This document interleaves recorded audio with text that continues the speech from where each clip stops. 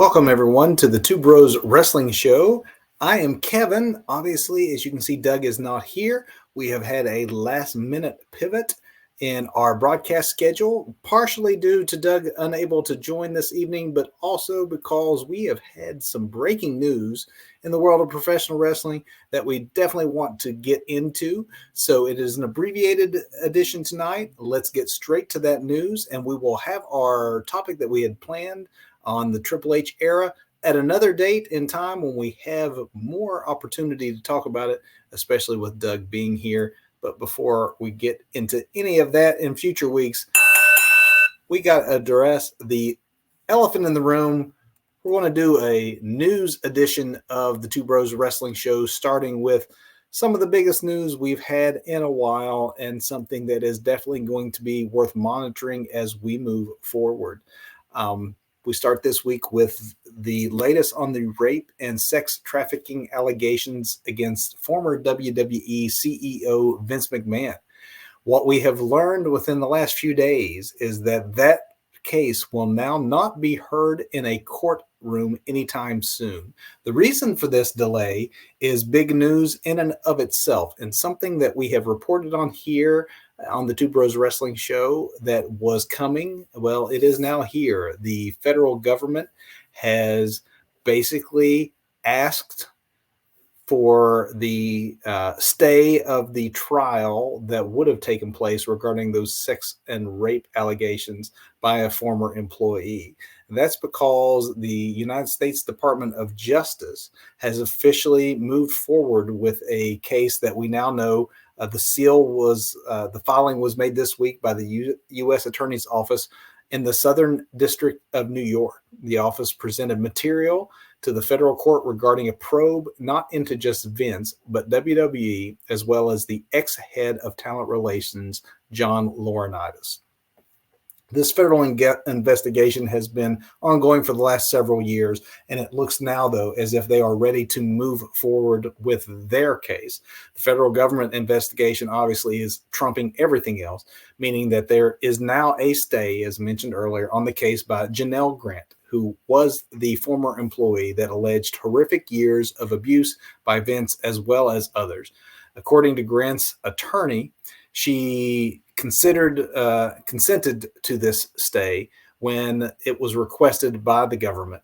Obviously, even though the federal probe is not a public investigation, any criminal charges or anything punishment or convictions that happen as a result of the Department of Justice inquiry against Vince, Laurinaitis, or WWE is only going to bolster Grant's separate case, which I'm sure is part of the reason why she is more than willing to step aside, if only for a moment. This does not mean that case or the horrific allegations that are within it go away. It just means that it is currently paused and that will be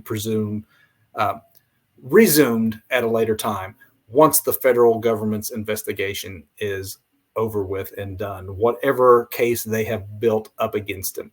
As we have done previously, the Two Bros Wrestling Show will continue to follow this story. This is breaking news. It's happened only within the last few days that it was revealed that there was the filing by the government and that the sex trafficking case of Miss Janelle Grant, who WWE has basically portrayed as a disgruntled former girlfriend as opposed to any merit to her allegations. But obviously, there's a lot at play here, and we will continue to follow each of these separate cases against Vince McMahon. Just when you thought you've had all there was of Vince and that he was riding off into the sunset, never to be heard from again, the ghost of Vince McMahon lingers and definitely has a black cloud that hangs over WWE well after his absence from the official ranks of TKO. In less disturbing news, let's move on. Let's hit some other news highlights before we take it home.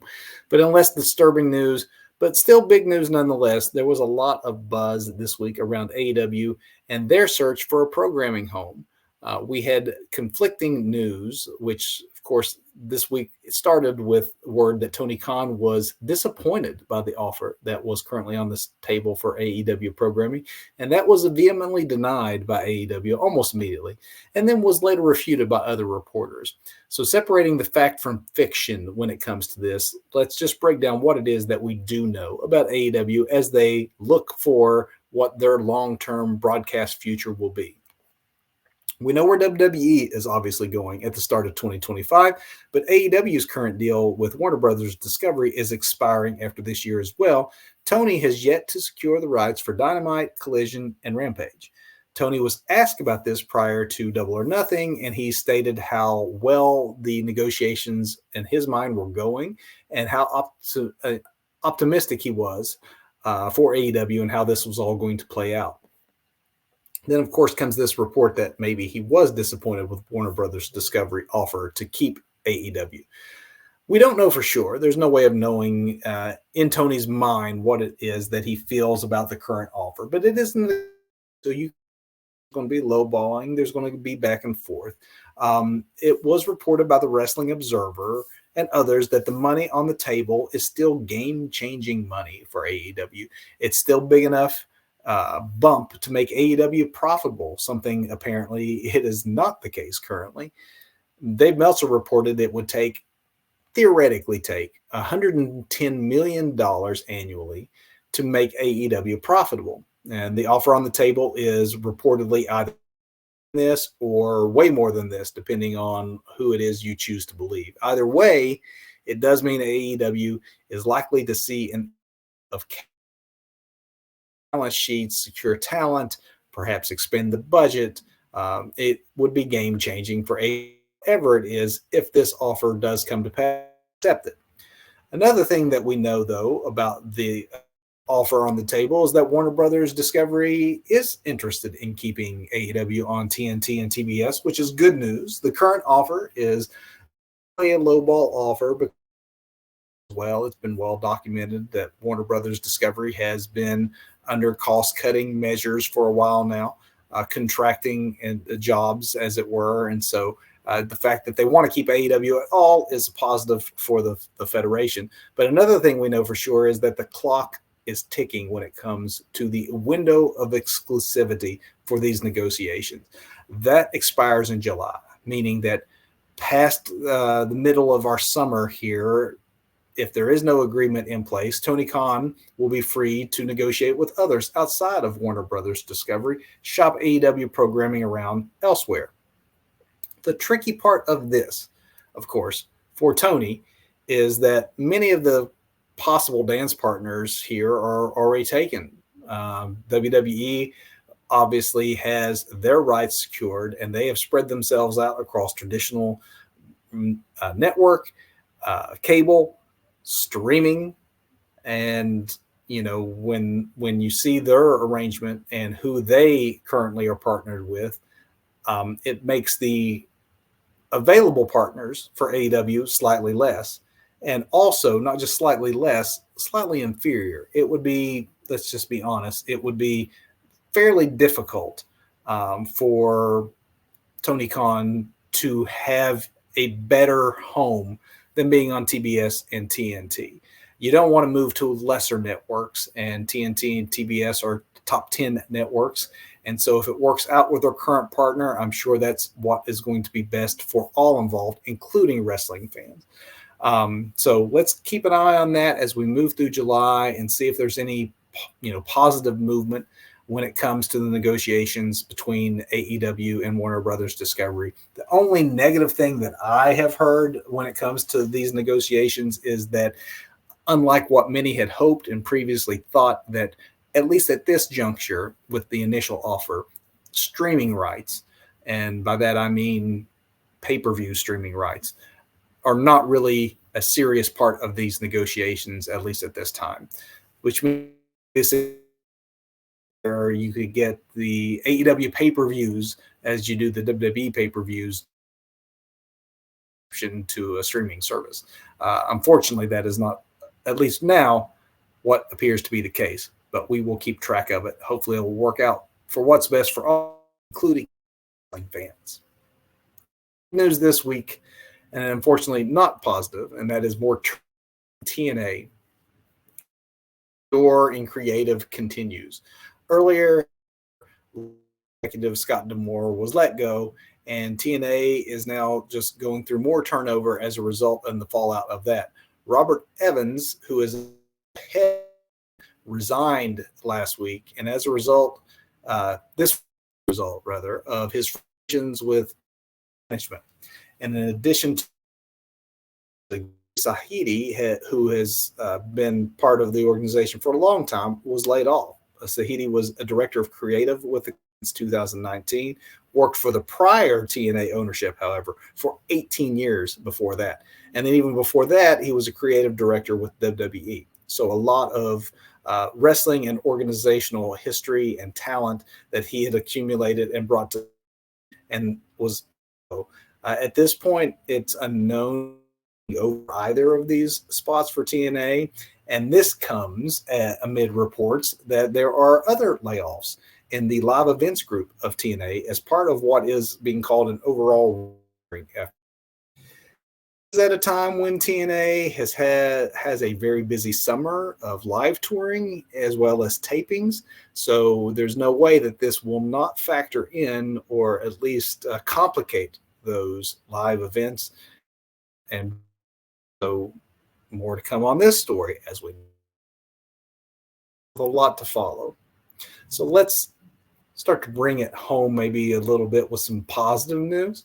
A couple of more news stories that are slightly more positive. We previously reported about Heels being, though it was beloved and was canceled, might have a shot at another live. And now we know when that will be occurring. We previously reported how the Former Stars series was making its move to Netflix. We just now know when. It is going to be next month. And so note that this is for the 2 seasons that previously aired and not a commitment for a 3rd season just yet. But however, if you did not, you obviously did not exactly a, widely watched broadcast network. No offense to Stars fans out there. But this definitely on Netflix opens it up to way more potential eyeballs. And if the 2 seasons that previously aired do well, we are hopeful that a 3rd season might be greenlit, especially when you're talking about the home of what will be Monday Night Raw in just a few more short months. So please pay attention. If you loved Heels and want to not be stuck on that cliffhanger, go rewatch it here in July. If you haven't seen it yet, it's worth your watch. Go check it out. Again, coming to Netflix in July. Injury news that we have to address, and that, as you may have heard, Adam Copeland broke his tibia during that cage match with Aleister Black at Double or Nothing. The break occurred when Adam left from the top of the cage and went feet first, really, instead of going through the table where Black would have broke his fall somewhat. No timetable yet on when Copeland will return or even when he is going to have the surgery, but best wishes and get well soon to Adam Copeland.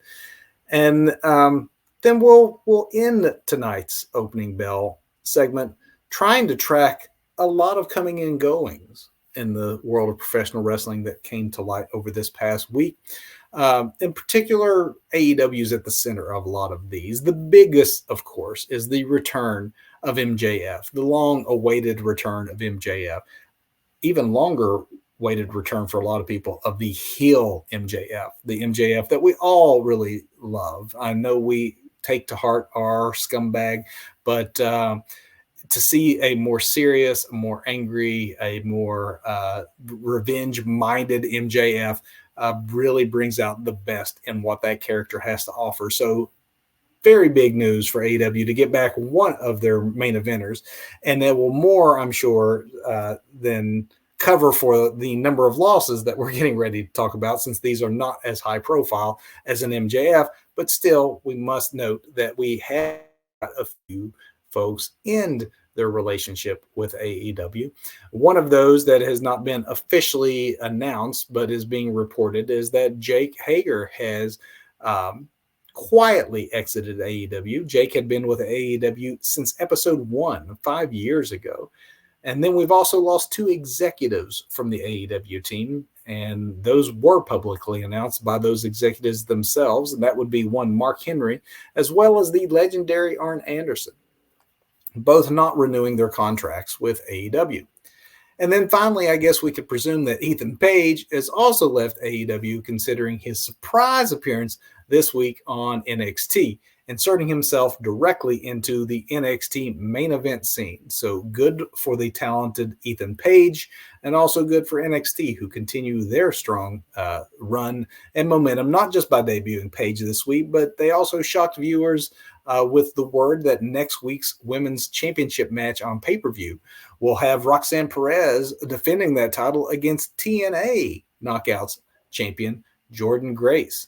Good stuff for fans, and I guess if you're wanting to, preemptively strike against Forbidden Door by opening your own Forbidden Door a little bit, bringing in TNA talent to participate in WWE events is a good way of doing it. Obviously not the first time they've done it, since Jordynne Grace was in this year's Royal Rumble, but still nice to see that relationship continue. As I mentioned at the top of our show, we were going to originally talk about the Triple H era, separating some fact from fiction as to what is legitimately good to be excited about and what might be a bit of hype. We want to have that conversation when Doug is here to participate in it, so we are tabling that. We went with a news edition of our show, but we are going to hit a quick big finish, and that way we can send everybody home with letting you know what it is that you need to watch this week, what we most enjoyed about this previous week of WWE, AEW, and all of professional wrestling. And for me, we'll start with the negative. Let's do the botch of the week before we get to our match and performer of the week, ending on those positive notes. For me, the botch of the week, and I apologize in advance to any of you watching who enjoyed it. I can't say it last week's AEW pay-per-view, that Anarchy in the Arena match. I have been taught that I am not a fan of these sorts of matches. Even if I am entertained by them, I feel like I have seen enough of them to last a lifetime at this point, and this was no different. Was it entertaining? Yes. Was it something memorable? Of course. Do I need to see Darby Allin hanging upside down for 20 minutes, or flamethrowers, or, attempted vehicular manslaughter attempted?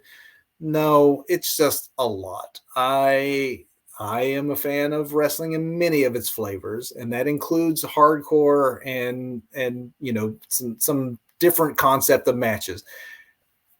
I can't say though that this type of match does any favors for the rest of what happens on a professional wrestling card or a professional wrestling broadcast. And that is when you force fans to come out of their suspension of disbelief. And I feel like that's what these matches do. We can maybe accept it for what it is and just laugh or gasp or whatever the intended effect is that the producers are going for, the bookers are going for, Tony Khan is going for. But if you're going to have that in the context of other matches, which are being presented as actual sport, you can't just go out there and have people lighting each other on fire and running each other over with vehicles, because it does make you suspend that disbelief. I'm fine for Adam Copeland, smashing some, Malachi's head into barbed wire. That is a wrestling weapon, right? But why, if you don't have rules, as you don't in Anarchy in the Arena, someone brings a gun, someone brings a knife. Obviously, that's when things get serious beyond the point of fun and takes you out of it. Wrestling weapons are metal chairs. They are cookie sheets. If you do want to get more serious and violent and bloody, yes, steel cages, barbed wire. There are ways to do it, but I don't know. When you see somebody coming out with a flamethrower and you see someone ran over with a truck and then the person driving the truck unconscious at the wheel of the truck because of the collision. It just starts to dip its toes into a territory that is no longer wrestling and makes the rest of what is around it look more fake than it should, because now you're exposing the fact that we're not really trying to hurt each other, except in this instance where we're using flamethrowers and vehicles and yet somehow not still hurting each other. It just knocks things off balance. I'm done ranting, old man done ranting, but Anarchy in the Arena, regardless of what you felt about how it was played out, just not my thing and my botch of the week. On way more positive news, let's talk performance of the week. A lot of good performances this week, but I am giving mine. Actually, I'm giving a general performance of the week to stakes in tournaments. I mentioned briefly in my botch about how the rest of the broadcast around Anarchy in the Arena was sports presentation. I love the sports presentation. And I love it when you make that more sports like by making things have high stakes. This week we had two announcements. We had WWE announcing last minute that their King of the Ring premium live event would include the winners of those men and women's brackets receiving title shots at this year's SummerSlam. And I don't know who was copying who here, who had the idea first, but you also had the announcement in AEW of the upcoming Owen Hart Classic tournament that they've done the last few years, and announced for it that the winners of that tournament will be receiving title shots, becoming number one contenders. It's a simple thing. It helps you also write your storylines. It's not that hard, but it makes all the difference in the world to invest as a fan in a tournament where you go, this person is going to elevate themselves to the world title scene, to something with stakes, as opposed to we get to call him the Owen champion, or he or she gets to wear a crown. Good for you for winning the tournament, but what does it really mean? Oftentimes with both of these tournaments in the past, it meant just winning the tournament, being called the King of the Ring or the Owen champion, getting a trophy, and then they don't mention it again until next year or 2-3 years, however long a period of time, before they got back around to doing another one. I like this. I like that both organizations were committed to this to make these tournaments worth something. It was a great end for King of the Ring, who had a strong run on television and then a strong premium live event. And I think it's going to benefit the Owen too, because Doug and I both were a little skeptical of it in the past, in that these tournaments were happening very frequently in AEW and it meant nothing. This will mean something if it's an annual tournament where the stakes are at the end of it, you get a title shot. Love it. More of it. If you do it that way, I will be all on board. Ending with match of the week. I mentioned how strong King of the Ring has been, and it did not disappoint when it came to the premium live event itself. I would dare say that this might have been the best of the Saudi shows to date, and part of that, I'm giving credit to those two matches at the end. Actually, the three matches at the end. Both the men and women's finals were surprisingly strong. The main event with Logan Paul was surprisingly strong. If I tell you to go watch one match this week, though, and I know I'm going back 8 days, I'm fudging by a day at the recording of this, but go see Gunther versus Randy Orton, the finals of the men's King of the Ring tournament. Despite the botch on the pin, I know the shoulders were not down. Despite the ending, which was unfortunate, does not take away from the fact that this was exceptional work by both men, two veterans that know exactly what they're doing, and definitely worth your time. And speaking of your time, I thank you for it. I appreciate you tuning in to the Two Bros Wrestling Show and supporting us. Just as a reminder, as you can see our schedule scrolling there, but as a reminder, we are off next week because NXT is presenting their latest premium live event, and we will not compete against that. Doug and I will be back on the 16th of June, and as you can also see coming up here, we have a lot of pay-per-views coming up. So we will be, next time we're on air live with you, we will be giving you our rundown of what we thought of Clash at the Castle. Until then, go watch some wrestling. I'm sure that's what Doug would say if he had been here. It's good advice.